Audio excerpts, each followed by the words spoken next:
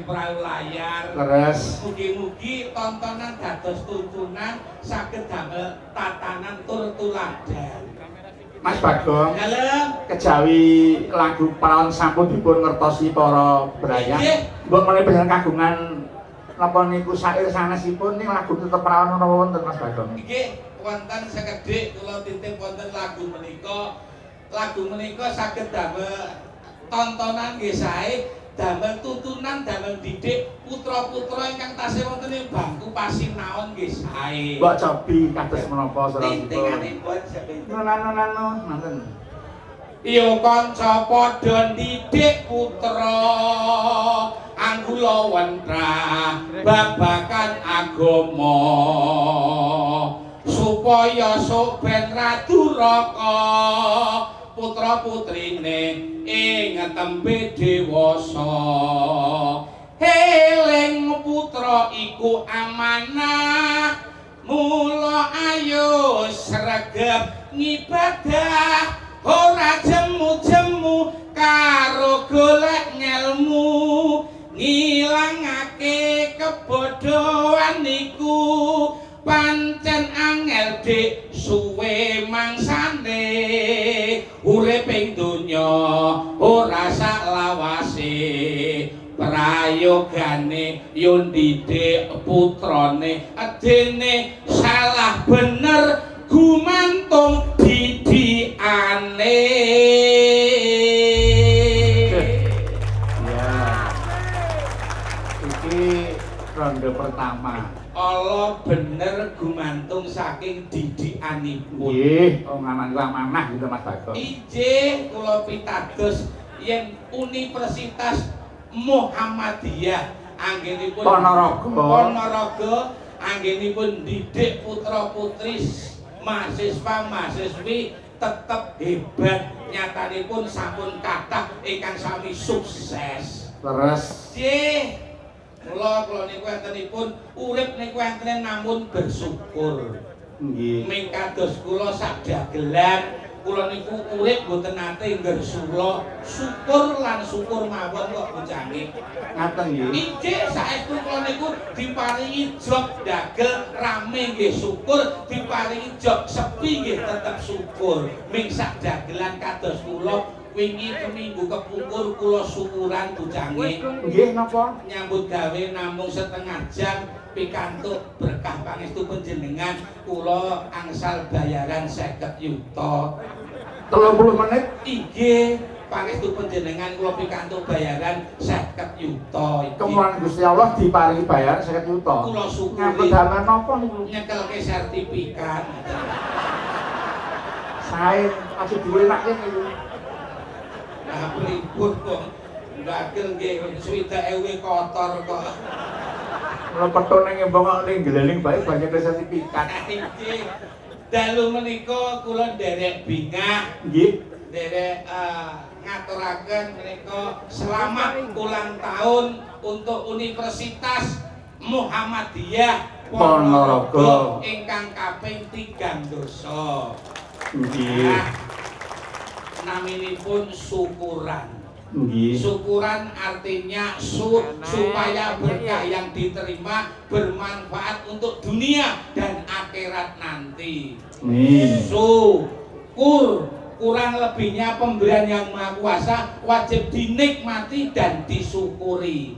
Yang terakhir rancangan apa saja yang dicita-citakan keluarga besar Universitas Muhammadiyah Ponorogo semoga tercapai tujuannya. Amin. Kados cocok ingkang panjenengan ngendikaken kala wau budaya niku wau napa niku wau? Inggih. Inggih. Menapa menika 5 budaya? 5 budaya. Panca budaya. Wah, Nggih. jan cocok niku pas pangandikan panjenengan. Menika namung sae Bapak Rektor namung Inggih. ngaturaken. Inggih, sae sanget. Ning kula inggih gadah sekedhik menika urun rembug. Menapa? Menawi prinsip sukses menika saking pemanggih kula mboten usah tebih-tebih. Cekap dina seminggu menika saged damel patokan kangge tiyang gesang wonten ing alam donya. Senin tekan Minggu. Langkung-langkung wonten ing bocah utawa putra-putra ingkang tasih wonten ing bangku pasinaon. Saking Senin dugi Minggu niku sedaya kebak pitutur luhur, Bu. Terus pun dijapi bagi pedarke. Saking Senin. Senin menika jarwa dosoke aja bosen karo unen-unen. Tegese Yen ana unen-unen ana pangandikan sing luwih apik demi untuk kemajuan wajib diestokake. Senin aja bosen karo unen-unen.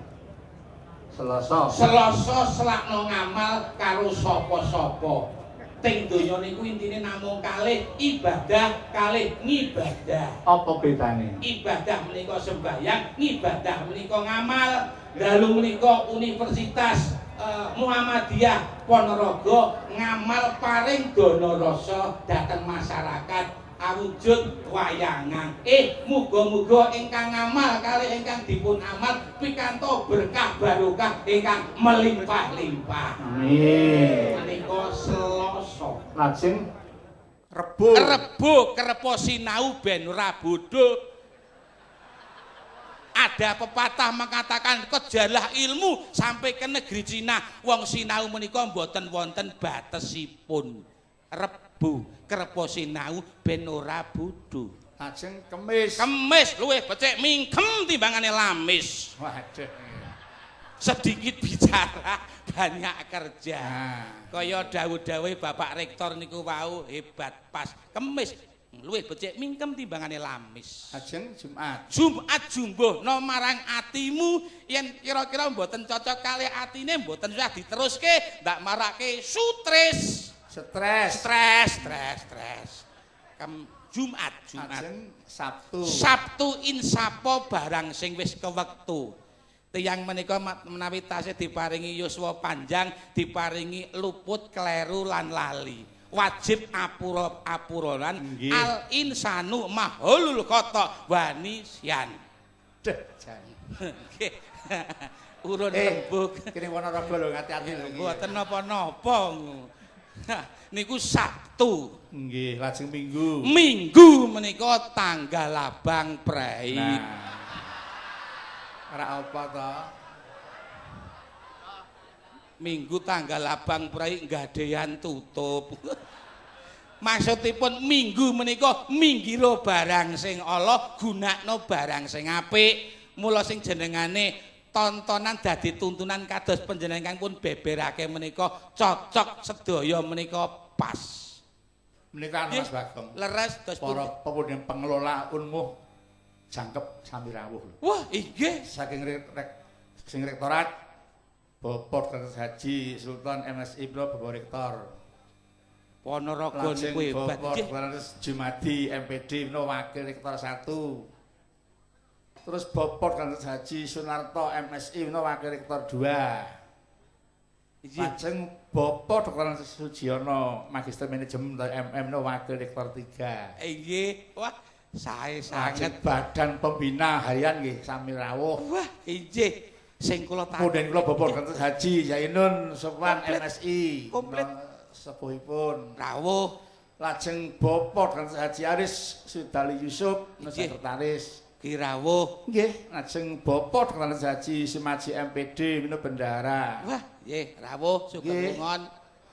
Lajeng Bapak Dr. Haji Ahmad Munir MA menawa anggota nggih pareng rawuh. Nggih, rawuh. Lajeng Bapak Insinyur Tamhid Mas Budi menawa anggota nggih. Nggih, rawuh. Dereng para pandemen wayang Ponorogo. Wah, sedaya ingkang panjenengan ngendikake menika sami rawuh. Nggih. Ingkang kula tangkletaken tamu ingkang rawuh menika ingkang paling dipun hormati sinten? Nek tumrap Mas Bagong sinten? Ingkang paling dihormati sedaya ingkang rawuh menika namung setunggal. Sinten? Pak Sugeng. Kok iso? Piyai menawi pidato jenengan kala ujane mangsima ngaturaken sugeng rawuh, ngaturaken sugeng dalu. Mboten enten kok ngaturaken legimin rawuh mboten enten. Wagimin rawuh mboten enten. Sugeng rawuh. Nggih. Wah, ketingal saya hebat. kampus mriki Sugeng Rawuh nggih, menawi Sugeng Solo Wilujeng Rawuh. Werni-werni. Nggih. Tujuanipun sami. Sami. Napa melih wonten ing wewengkon Ponorogo menika saya hebat pembangunanipun. Saestu. Wit-witan sak menika sampun ijo royo-royo pratandha kawontenan masyarakat saya subur makmur. Ngaten nggih. Sing kula tangkletke bujange. Wit-witan sak Ponorogo sak dalan-dalan niku wau sing paling rusa niku wit napa? Sing paling rusa. Inggih, wonten wit jati, wonten werna-werna nika wau. Pripun nek kula ngarani niki, wit pisang niki? Wit napa? Niki gedang nih debok. Ah, niku bener. Oh, bener. Alhamdulillah bener. Bener. Wah, Alhamdulillah bener. Inggih. Wah, jan cocok. Lagi iki bener iki alhamdulillah. Nggih, cocok bener. Wit sing kok iso bener ki sebab napa? Bener mung nate ngertos kok jenengan kok. Wit sing paling rusa niku wit gedang utawa debok iso nyangga pirang-pirang negara ngeten iki. Nah. Nggih. Bener aku nggih. Lah wit niku lak basa Indonesiane pohon. Nggih. Wonten ing menika lingkungan kampus pohon-pohon sangat banyak sekali, banyak pohon yang besar-besar. Kebanyakan banyak mahasiswa yang bisa memanjat pohon. Tetapi yang saya tanyakan ada 2 orang. Kuwi aku yo ngerti. Iya tak batai saiki apa? Kerjasama. Wah. Sandang pangane anak buahe kok yo. Anu, kowe ngatur Mas Petro dadi munggah kene. Sebentar lagi, Pak, sebentar lagi sekedar melih. Mangke dugi mriki. Mas Petro wau pun manti-manti. Kowe batang aku kecangkriman terus kok malah. Mas anu Mbak Cange, Pripun? Mas Petro wau pun manti-manti. Pokoke kula nek mboten dunggahke nganggo gending kaelo mboten ajeng munggah. Niki Petro istimewa perwakilan Rektor 3 Universitas Muhammadiyah. Coba ta. Saka syukur karo Gusti Allah nganti dinyangi dhewe. Pun niku. Dipun. Kula ki nganti wau lak takon nganu. Ora hebat. Anu Pak Mujiono, lah sampean kok malah dadi Petruk dhewe iki sebabe napa? Kersane ngirit ngono ki. Ora bab perkara kuwi. Mboten. Lebih dari itu. Betul. Saka mongkoking penggalih. Jiwanya. Nah, nggih ngoten. Saka oleh mongkok unmuh Ponorogo pun maju pesat nganti nadale arep metur dhewe. Tandangi, monggo nyuwun gendhingipun kaelo ngoten niku. Oh, itu nggih. Nika panyuwunanipun. Monggo anu sedulur songo nggih. Nah, Songo. Monggo dipun wiwiti, Mbak. Saking Pulung Ponorogo ayo buka mangke celuk. nek mboten dituruti ndak wetenge mules mangke. Ayo. Monggo.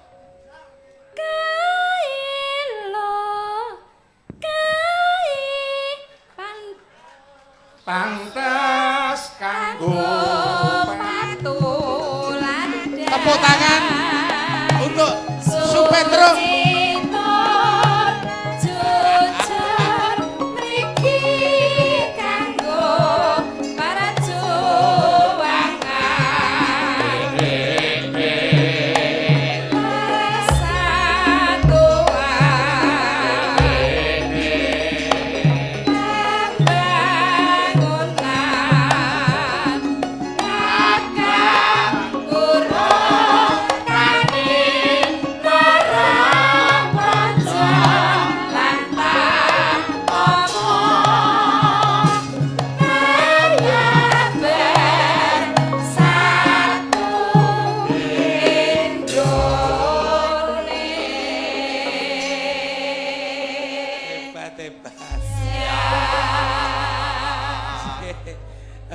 Wilujeng dalu Pak Petro. Wilujeng dalu bojange. Jan wis persis. Ngaten nggih. Alhamdulillah pun mboten mules niki ditundangne. Jogetmu saka kono tekan kene kuwi jan hebat, ditepuk tangani piyai sing do rawuh.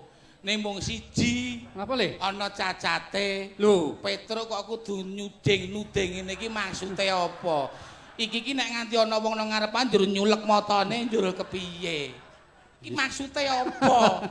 Kok dadak nganggo gending kaelo njur nggonmu joget kok ngacung-ngacung iki karepe piye? ngene le, kowe aja salah Tampa karo laku nyuting ngono kuwi mau. Maksude napa? Nyuting kae lho. Nuduhke. Kae lho Universitas Muhammadiyah Ponorogo kena kanggo patuladan. Ngono lho Le. Luar biasa. Mula ayo padha kuliah ning Universitas Muhammadiyah Ponorogo. Ngono. Ora sing datang yang Dindi. Lah Ora iya. yang Surabaya yang Malang ora sah Ponorogo tidak. Ngaten nggih bojange nggih. Ah, jumbuh kalih santem sakit to. Sing tak takokke yang saya tanyakan. Ya. Kenapa Universitas Muhammad Ponorogo semakin Muhammadiyah. Lengkapi Muhammadiyah. kurang diae, kurang diae. Muhammadiyah Ponorogo semakin tambah tahun semakin hebat, semakin sukses. Sebabnya apa? Oh, enak resep le, le. Resepnya bagaimana, Mas Petro? Kuwi mahasiswa karo doseni bekerja keras. Apa? Bekerja keras. Bekerja dengan keras. Bekerja keras. Iya. Oh, jadi kalau sudah bekerja keras, Heeh. semua menjadi Sukses. Sukses. Iya. Hati-hati kalau bicara sekarang banyak mahasiswa yang pandai-pandai. Kalau berkata itu yang tepat, bekerja keras itu salah. Loh bener ya? Yang benar keras bekerja. Maksudnya? Keras dulu baru bekerja. Le iki akeh mahasiswa le aja to. Wong belum keras kok mau bekerja, caranya bagaimana? Iki lah darah tekan dinti iki kau. Maksudnya semangatnya. Oh, oke. Jiwanya. Oh. Gitu toh Pak Rektor. Petro kangmu iki, Oh, iya. kakangmu. Oh, rektor. Nanti lali. Lah wis munggah panggung ini ora rektor meneh le. Petro. Hebat. Petro. Iya, wis semangat bekerja. Iya. Makanya sekarang umur yang keberapa? Umur sing ping pira Mas Petro? 3 tahun. 3 tahun. Nggih, padha karo aku ngabdi ning kene le. Aku mlebu ning kene pertama ya ngundang bocange babat Alas Wonomarto kene biyen le, tahun 86. Itu pertama kali wayangan. Nah, nek ngundang bocange le ya le. Aku ya ndelok sewengi nutus. Aku sik seneng senewan sik bujang, kayak seneng aku.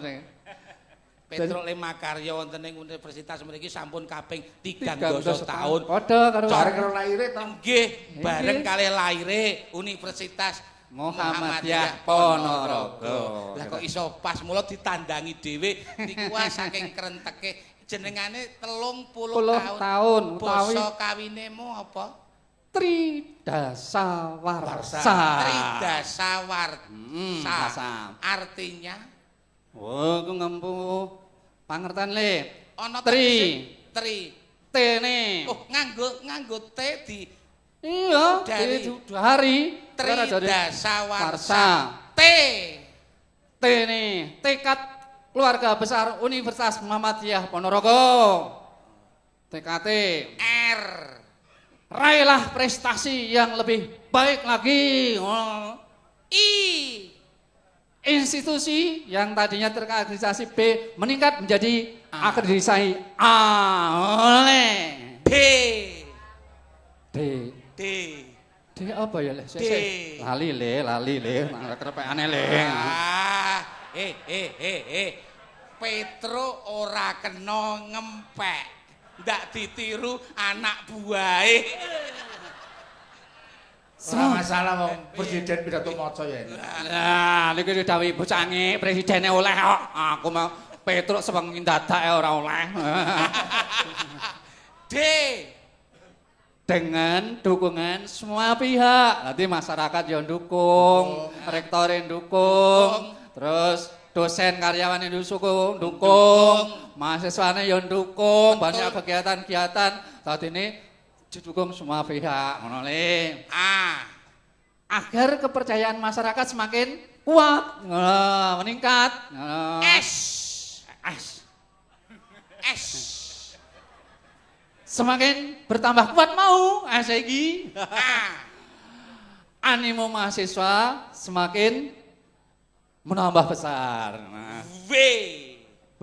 wargane kampus lek mahasiswanya besar akeh gemah ripah. Ayem, tentrem, totora, harjo, kana maripah.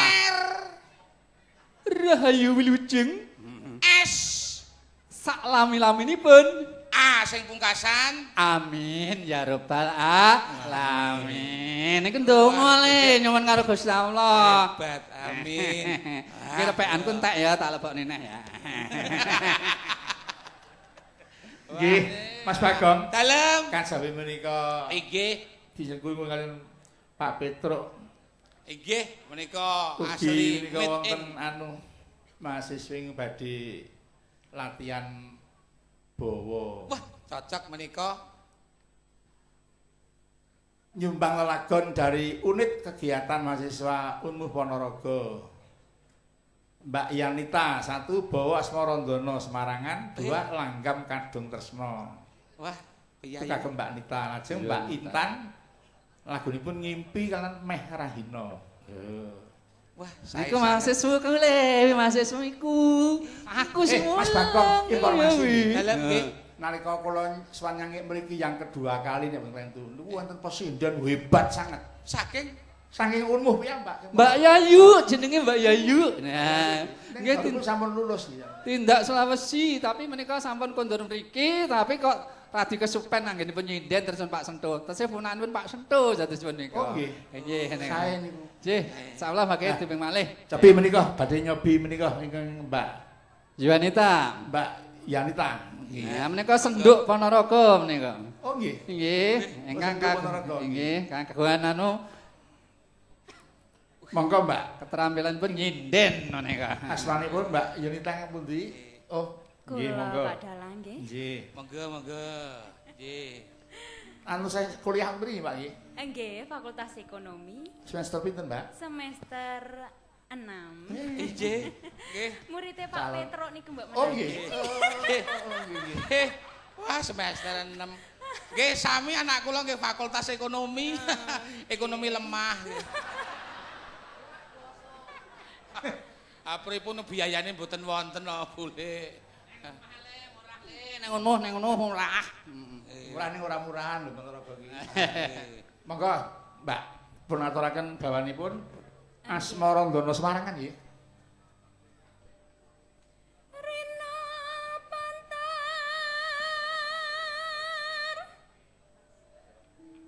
Rangit Wengi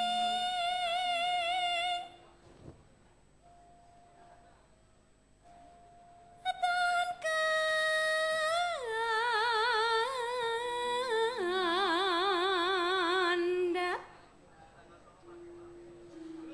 Kula meminta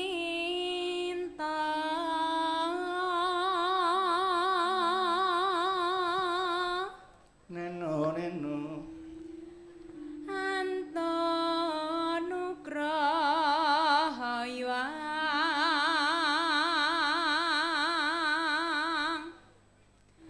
amanat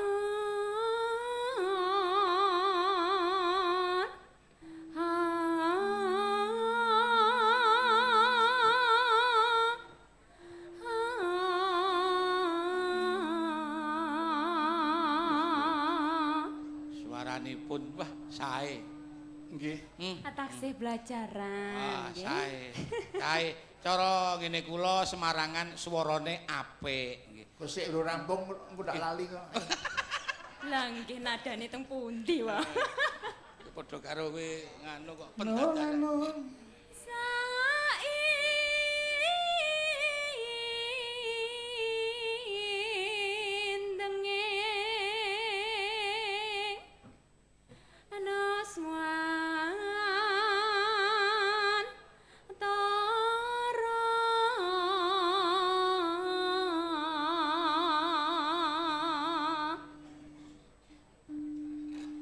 Kalis kuda rencana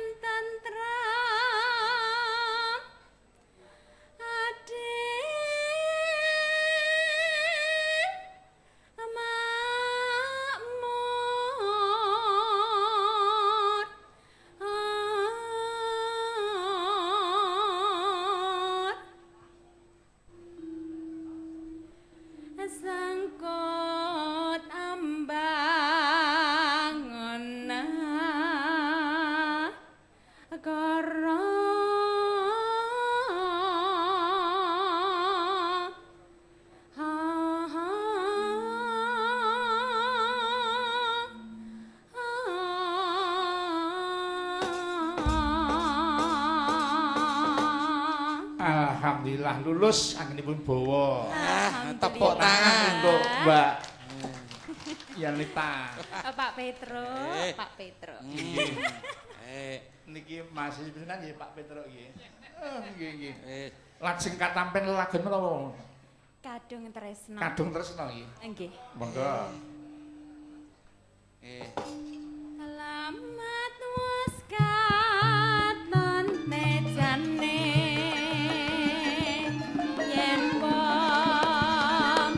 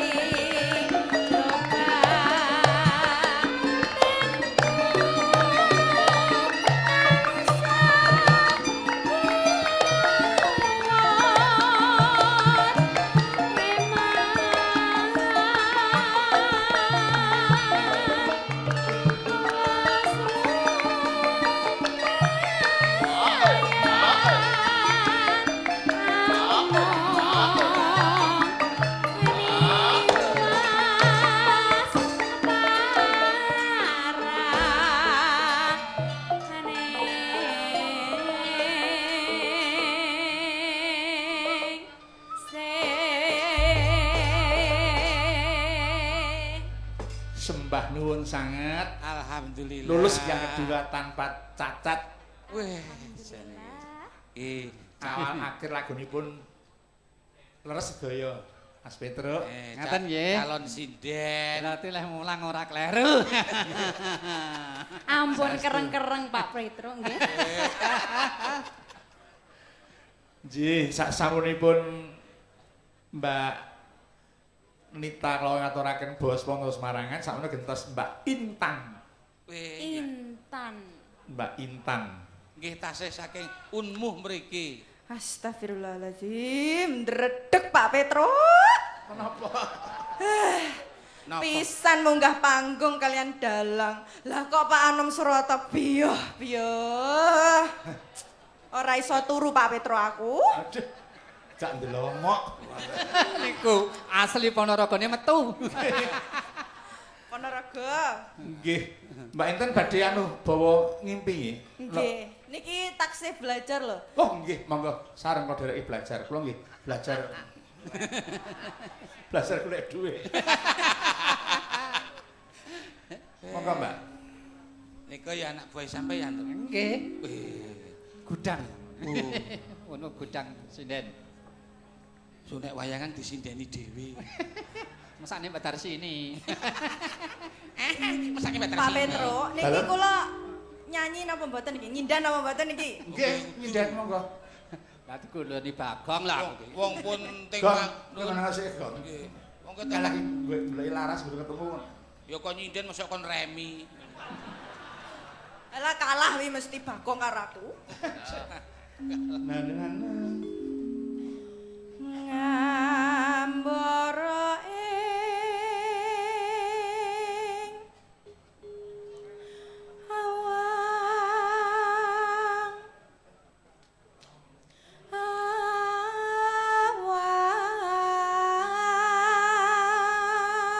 awang wis rada semeleh iki.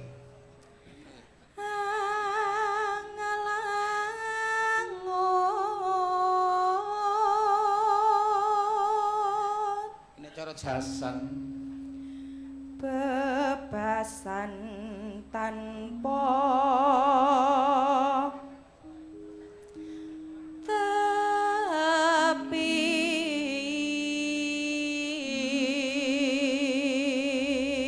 tepi Pak Petro.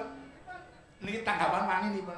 Tanggapan mana? Alhamdulillah. Kayak tangga tangan larang kira tawane niku. Tarife dhuwur niku. Cepur wani niki, Pak. Oh, nah. kok saya ndredeg ngene iki Pak Anom ngendikan Ini saestu kok Ya. basic saya, monggo. ya karo dinyang nek entuk 20 ringgit kono. Iki Gong, kau kira sidan larase kok. nara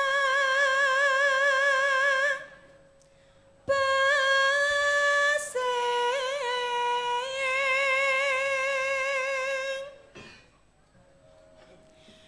mega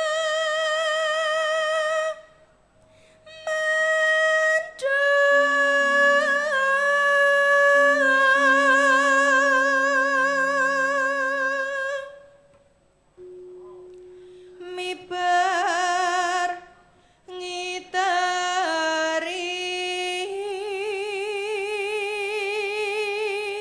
Nanu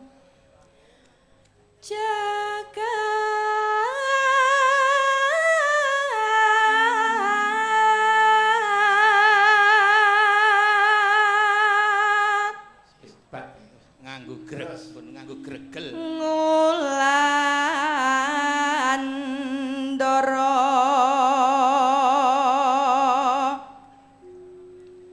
nglembara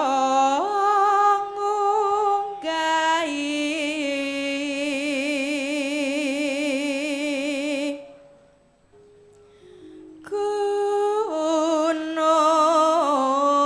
gunung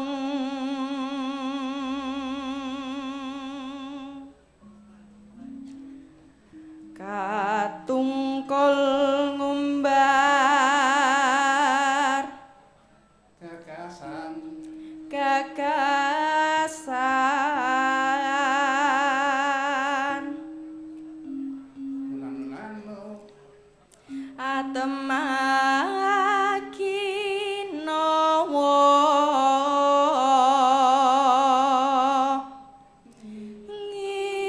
ngimpi Tepuk tangan, Bapak Ibu. Tepuk tangan, Mbak Ita. Sik anak sekseke iki wong ning guru sinden ning kene. Suwarane Mas Joko Hermawan menika guru sinden SMKI.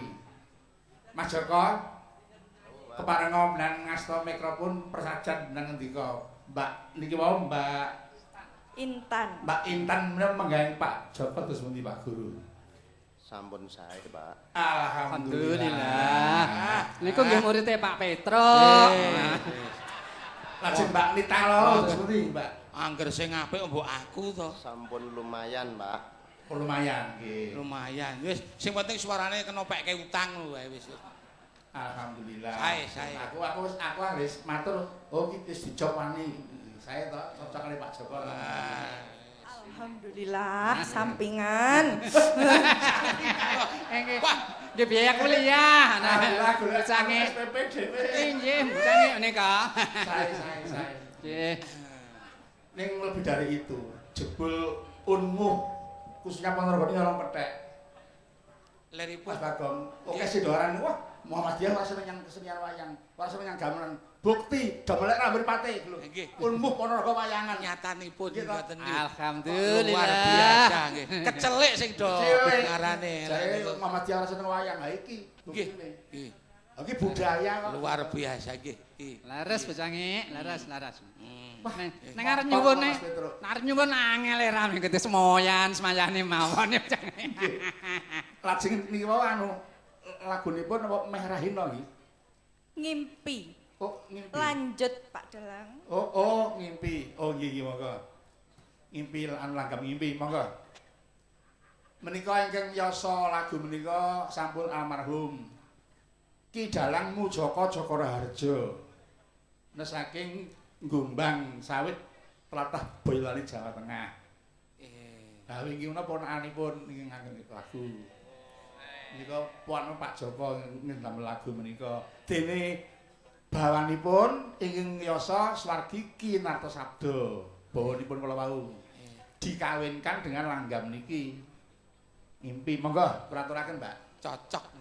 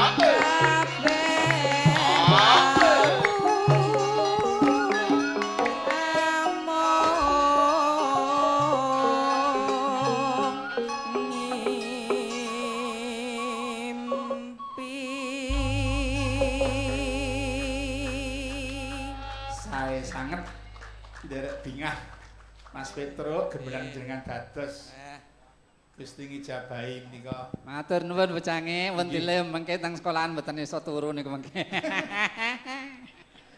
Nggih, nggih.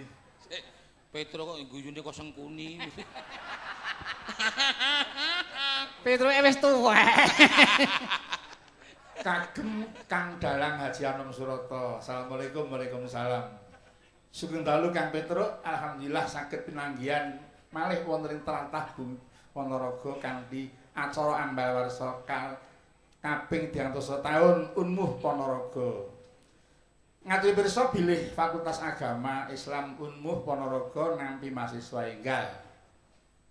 Jurusan PAI S1 dan PGMI 1.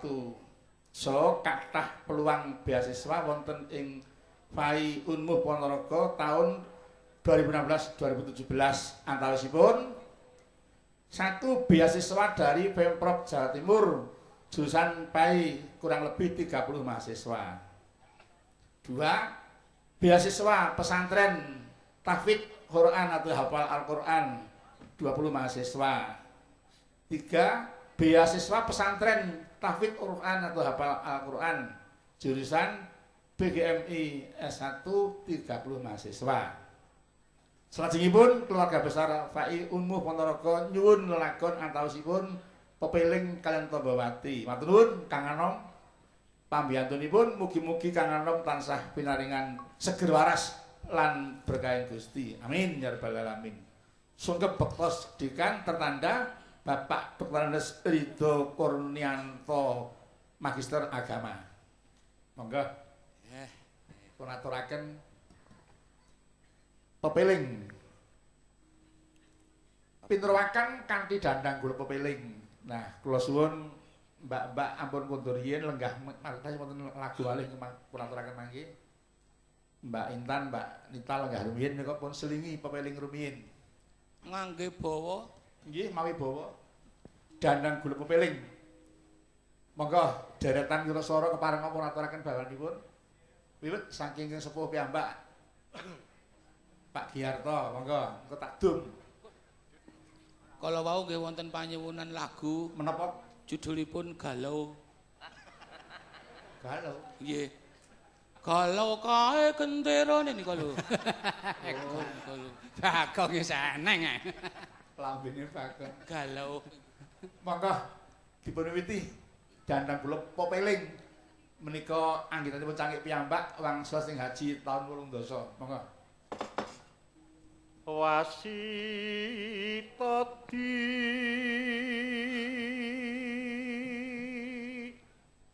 saking prawinases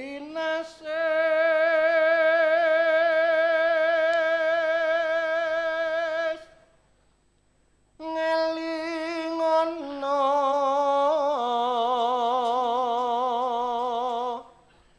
yen urip ing donya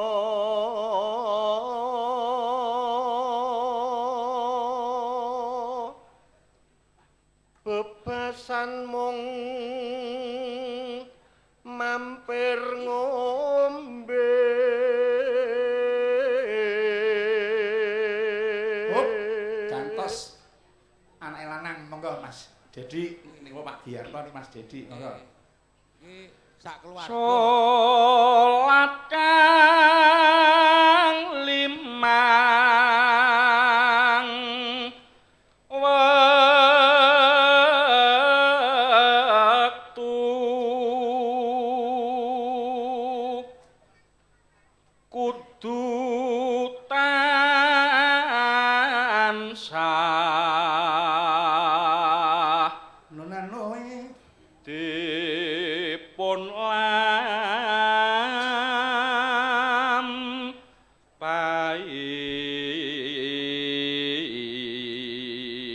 Hop. Gantos Ki Dalang Sarmadi saking Trenggalek. Monggo Mas. Iku cagak agama pakarti kang luhur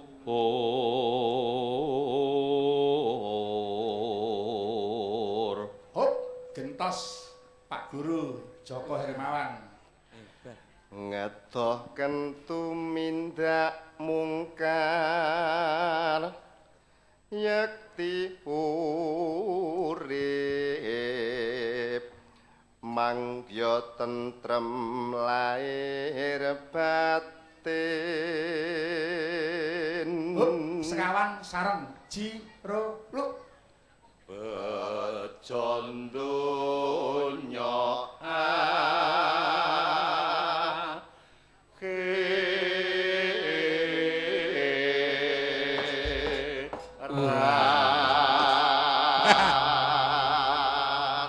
Monggo para kadang pepeling para aturaken.